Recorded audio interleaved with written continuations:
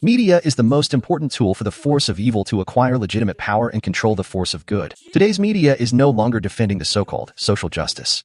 It is the most important tool to manipulate social justice. And nowadays, social media is just like a social nuclear weapon. 1 year ago, I joined Bannon's War Room's live interview.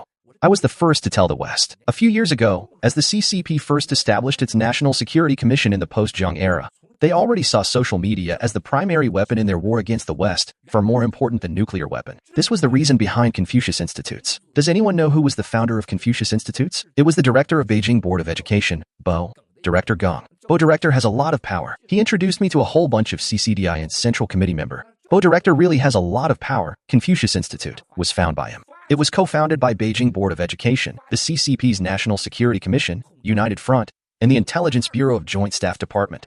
What do you think Confucius Institute is for? And back then, it was the third department of Joint Staff Department overseeing the technology behind Baidu, Alibaba, Microsoft. All of this, as well as TikTok and Zoom that came later.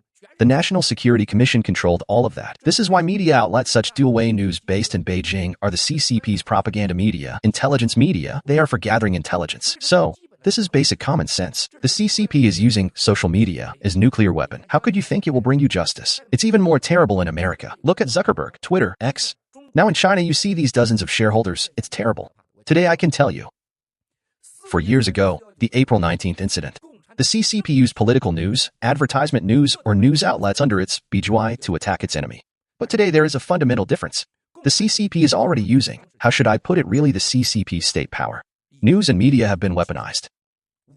Twitter, X, Facebook, Google, Zoom, TikTok, all of Hong Kong's media, WeChat, Baidu, the CCP has full control over them. If you want to see how dangerous the CCP is, look no further than media. In these 4 short years, the CCP has obtained legitimate control over the world's media with money. In other words, the swamp of the world, a mostly Jewish financial and media force controlled the world and America. Now there is another force, that is the Chinese Communist Party. But we have become strong. Today we have GTV, G News, G Fashion, G Club, G Coin, G Dollar. We have Bannon's War Room. Now the War Room is half dead, beaten by CCP. Only GTV and G News left.